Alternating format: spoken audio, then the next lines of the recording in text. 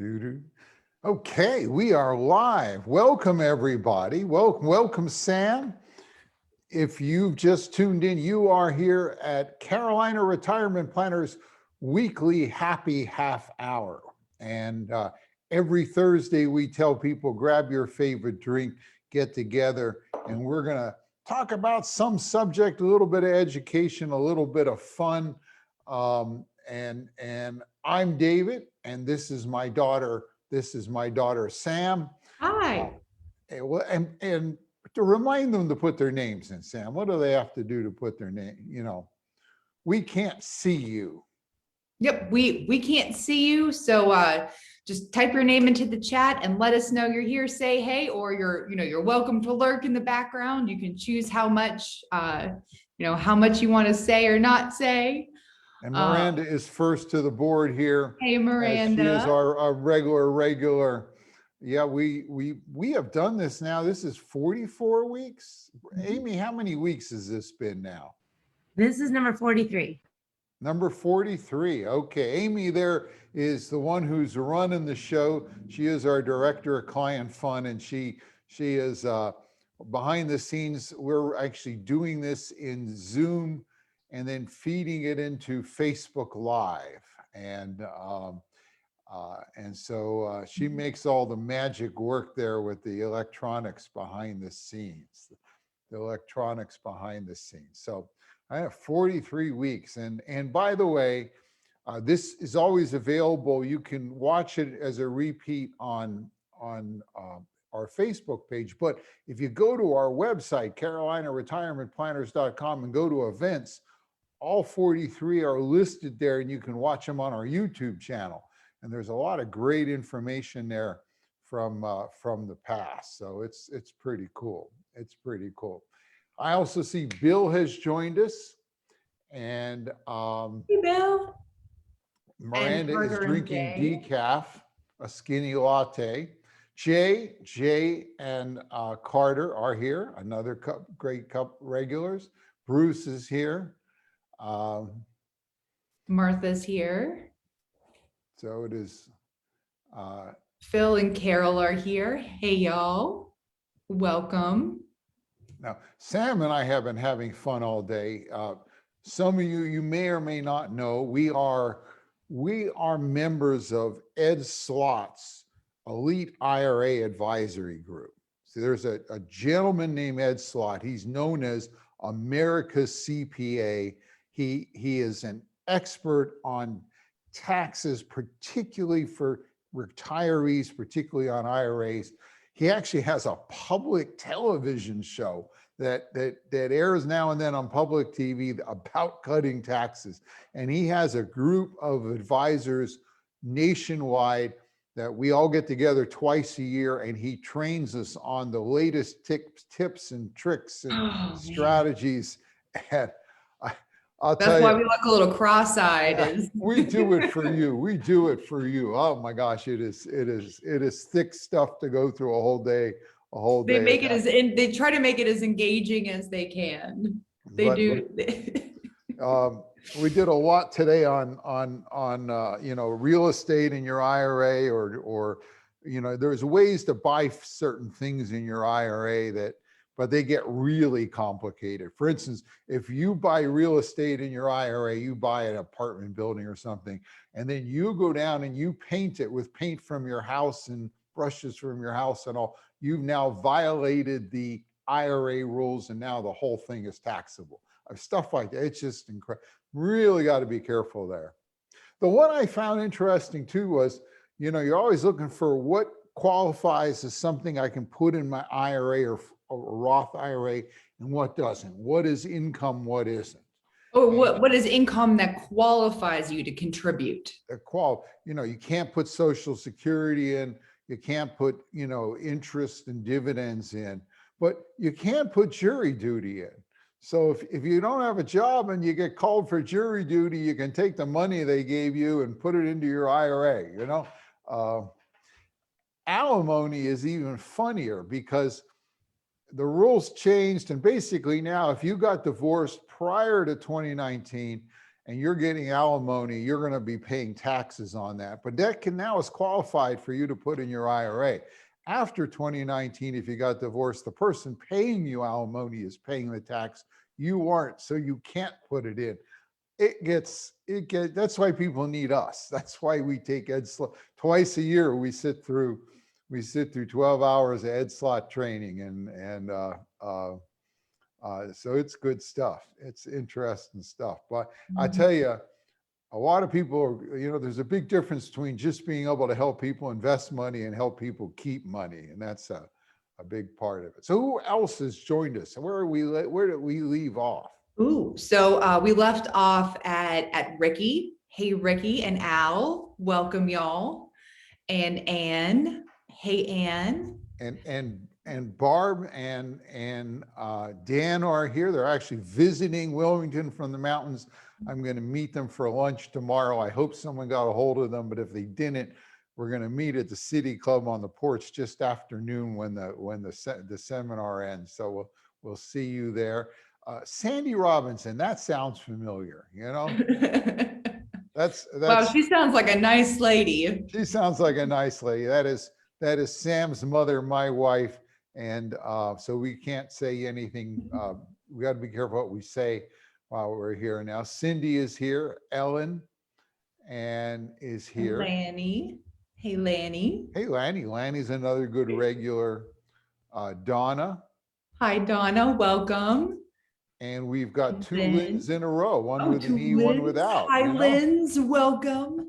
My dad's sister, my aunt, is named Lynn, and she's one of my very favorite people.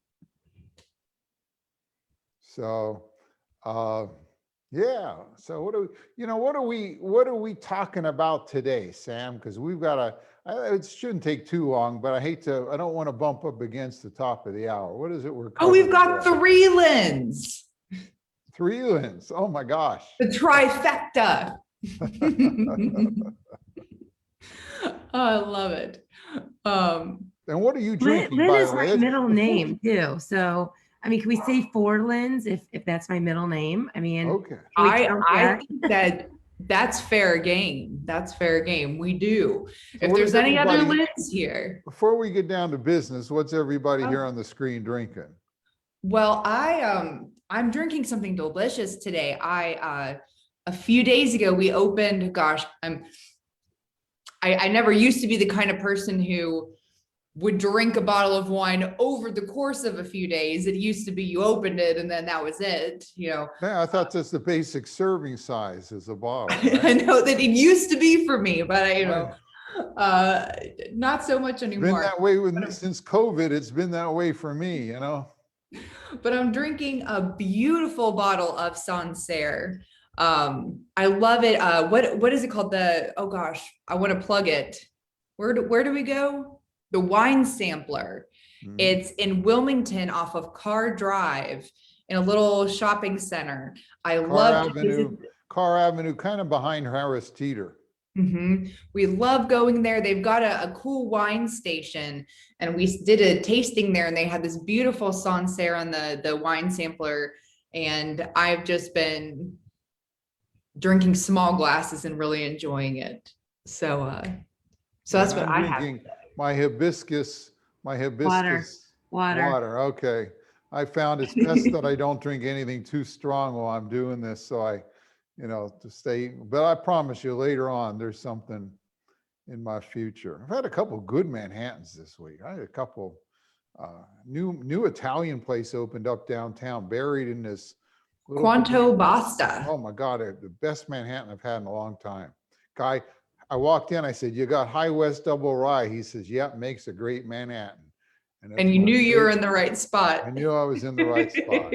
But what are we covering today? What's our topic today? So today we're going to address the question, am I going to run out of money? And do it through one of the most poignant examples, the tale of 2 brothers. Yeah, this is a good fun example, and I'm going to actually, I'm going to go from the board to the iPad on this. This is one question, like we have is, will I run out of money? I think most retirees, that's the thing they worry about the most. And there's lots of different things that can threaten you when it comes to running out of money. In the workshops I've done over the years at UNCW and Brunswick Community College, we teach the top 4 or 5. This is probably the top of that pile, though, the number 1. And so we've got 2 brothers, real life fictitious brothers. One's named Orville and one's named Wilbur. And they both retired with $500,000 in their nest egg and their savings. They both. Oh, they must be flying high. They're flying high. Yes, that's right. We hope they have a wing or a prayer, or boy, I could probably go on forever. You get me going. So they both have $500,000, and over the years, they're each going to pull $30,000 a year out every year for income, and they're both going to invest it in the stock market, in the S&P 500. It's going to buy the stock market. And you think about it, 30,000, that's about what, 6%, right? If this was $1 million and that was 60, it'd be 6% if I doubled each. So that's 6% out a year. And I'll tell you folks, if this is a question I meant to ask earlier, type into the chat what you think the stock market earns every year on what's the average return over time of the stock market? What's the long-term average of the stock market? Go ahead and chime it in, and Amy, you can even shout them out as they come in. You can shout them out as they come in. So they're each going to pull out 6%. All right, I'll let you know when I see him So coming in here. what you think it earns, what you've heard it earns, what you've seen Bruce it earn. says 10% over the past 80 to 100 years. Okay. Bill says 8%. Al says 6 to 8.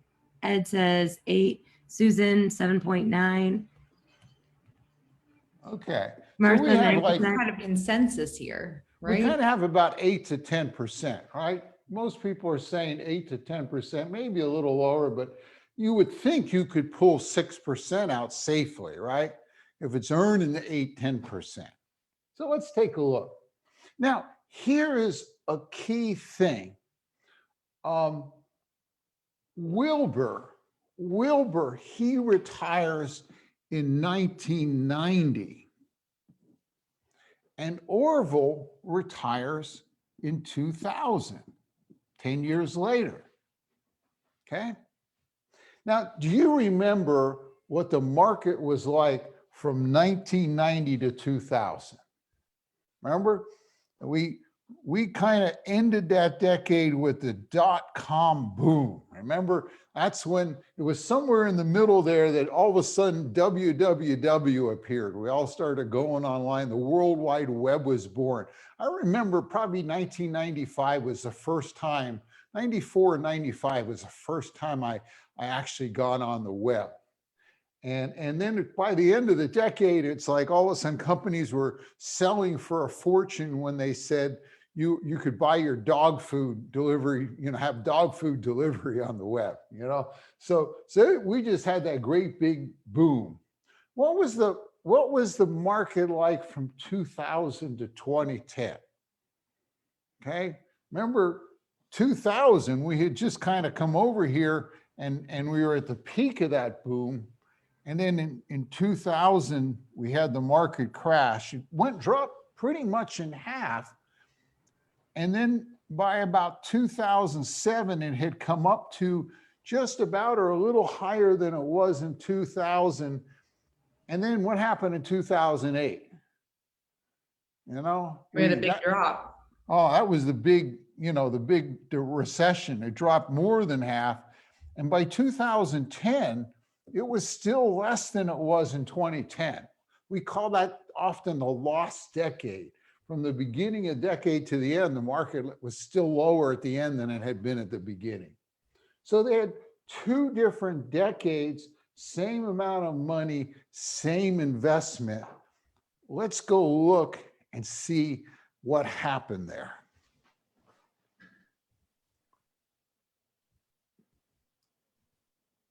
And I'm going to switch here with a little bit of luck to this. There we go. I love it when it works.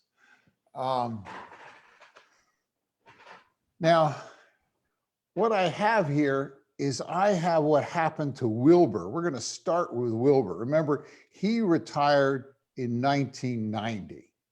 And he started Oh, hey, with, Dad, your picture is still of the board. Is that what you wanted? that's okay. Oh, you know, I should switch to me so you can see my, you know, my silly grin, you know? Your beautiful face. Yeah, there you go. You can Well, see everybody my, tells me, they're like, oh, you look just like your dad. And I don't know exactly how to take that, yeah, I'm but. not sure you know. So anyway, he starts with $500,000. So we're going to put that 500,000 in this column here. And he goes and he takes out 30,000 every year. Okay. And he does that for 10 years. So 10 times 30, he actually takes out $300,000 over those 10 years. Mhm. Okay. Now, let's think about what what happened during those years. You know, in 1990, the market actually lost a little money. So he took out 30, it went down a little. He had about 449,000 left. But the next year it made 20% and he took out 30. So he was back up over 500. And you know, boy, when you keep running the numbers, think about the end of that decade. We had 33, 26, 22, 16, 25%. And his money just kept increasing. And at the end of this 10 years, he had grown to $1,234,328 left in his nest egg to carry him the rest of his retired life. I mean, think about this guy. He started with $500,000. Over the next 10 years, he took out $300,000 and he still has $1,200,000+ left to live on. Obviously, Wilbur is a brilliant investor. I mean, really knows what he's doing. I mean, gosh, I wish, you know, who can work as well as that. We also then can go move to Orville. Now, Orville also started with $500,000. And we're going to put that money over here in his account. And remember, he's also taken out $30,000 every year. So he's going to take out $300,000 over the course of those 10 years. And but again, remember what the market was like then. If we go and we look at the market, you know, the first year it lost 6, then it lost 7, then it lost 16, plus he's taken out 30. By the end of the third year, he's down to 292,000. You know, we have some ups and downs, some good years, but what really crushed you was there in 2008 when a third of the market went down 33.8%. Over a third of the money went away. And gosh, when he's all done, he's now down to just $156,000. Whoa. He's got $156,000 to live the rest of his life. What is that saying that you have about this? The mattress beats the market. Oh yeah, well, yes, that's what I'm about to get to that. Well, I'm sorry. That's okay. That's okay. You've learned well. You've learned well. here's what I like to point out. Let's think about this.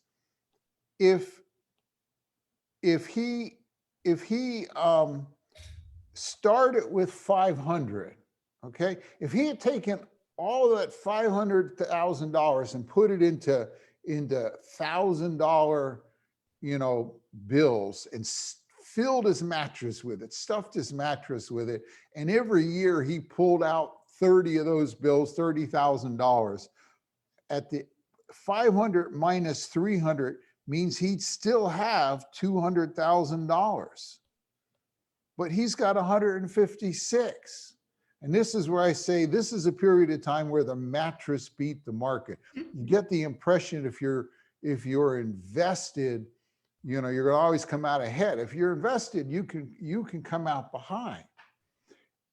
The difference here is that both of them are taking money out in their retirement. They're pulling money out of the nest egg.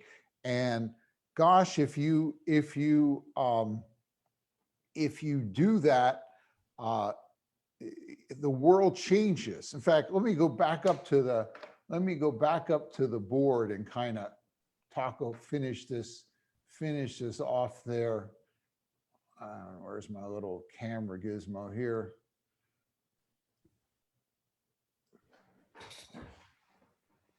Okay. There's a name for this, and it's called sequence of returns risk. If you're invested such that you're dependent on the market for your retirement money and you're pulling money out, and you're like Wilbur and the market has really good years in the early years of your retirement, you're going to be okay. You're going to make out like a bandit. In fact, if you run the numbers and you go forward and Wilbur goes through these points too, he's still okay because he's up to $1.2 million. It all worked.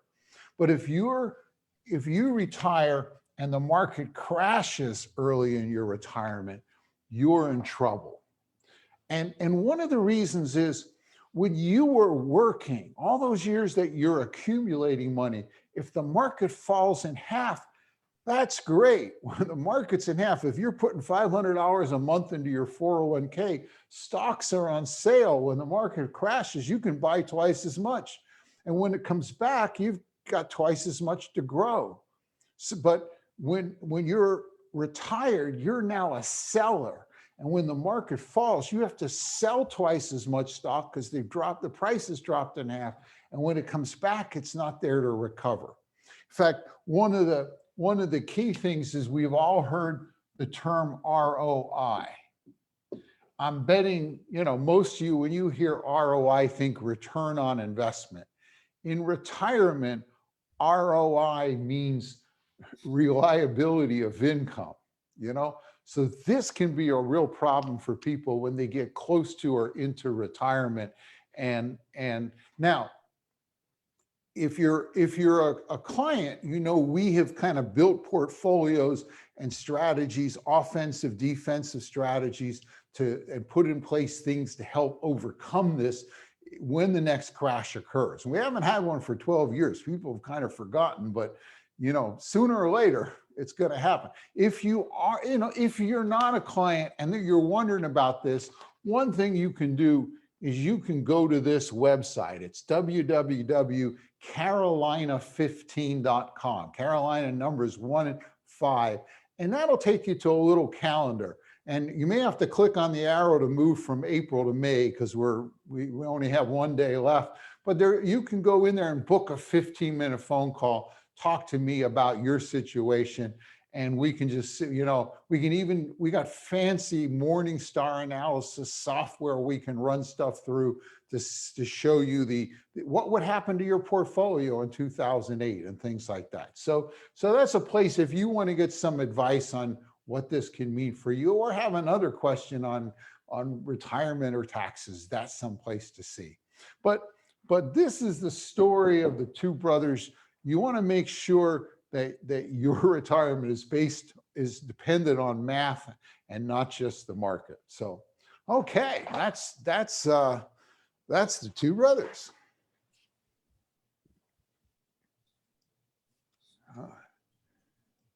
And we are at 4:54. We have a couple more minutes. And I see Philip has joined us, Bruce, and Jeff, and well, we got another. Is that another Lynn, or is I know she's just saying hi? So okay, so well, what other thoughts do we have?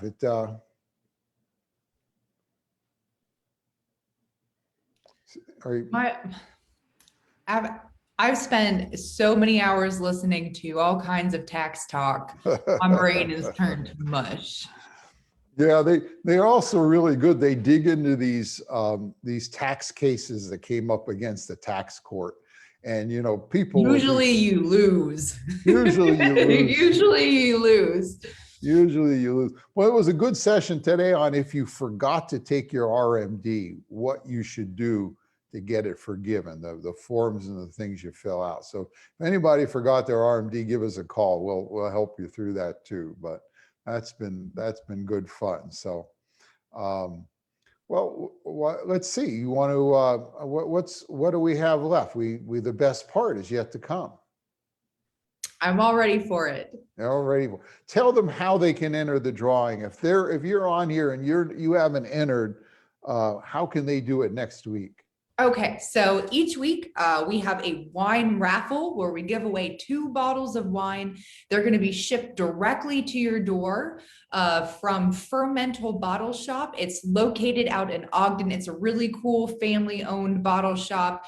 They've got great wine and beer. We just happen to love wine, so we're going to ship you wine. But if you love beer and you hate wine, you talk to Amy, maybe you can work something out.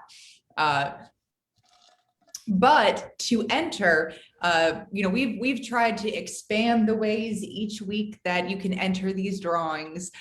So now there's a multitude of options. The easiest of which is if you are on Facebook, right now you're watching, but you may not have a Facebook account. If you have a Facebook account, you can just see each week our event, and you click that you're interested or going, and we will add you to the drawing. And if you share that event with a friend, we should be able to see that you've shared it, and we will automatically enter you a second time in our thing here.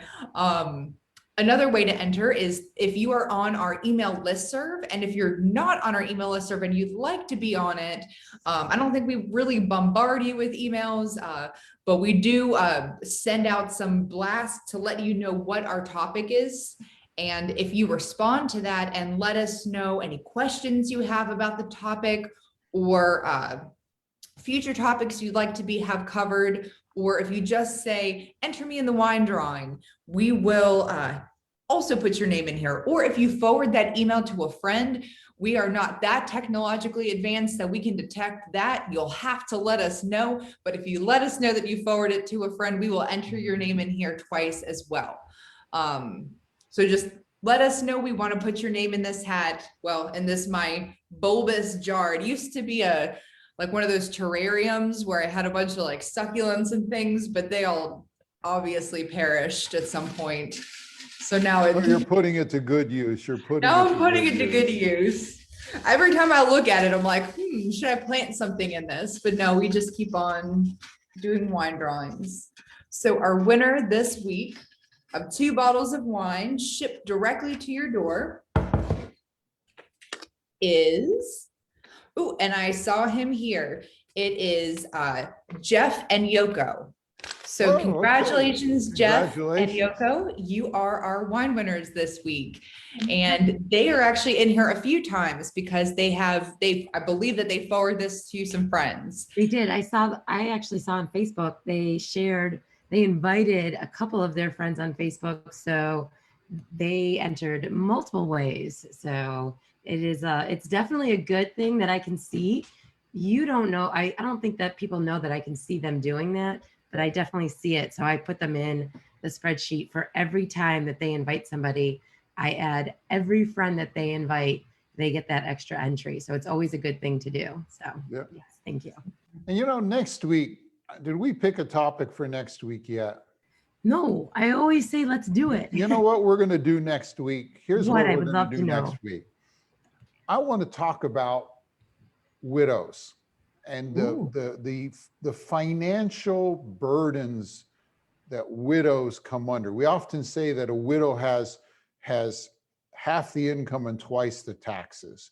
And there's lots of little things that come into play, not higher taxes on their social security and and I think and I say widows, it would happen to widowers too, but unfortunately, or 80% of men die married and 80% of women die, or 80% women die single. So, most of the time the woman is left alone. And so we're gonna talk about some of the things. So if you are someone who could either become a widow or someone who has a potential widow at your side, or this would be a good one to come. It's going to teach you some things that people just never talk about. It's a sad subject kind of, but but we're also going to talk about what you can do to minimize it. So that'll be a good part too. Okay. All right. Well, it is 5:01. We have timed it pretty close once again. I tell you, everyone, thank you for coming. It has been, I hope you enjoyed Wilbur and Orville, and we will see you next Thursday, 4:30 for our happy half hour. Thanks. Cheers. Cheers.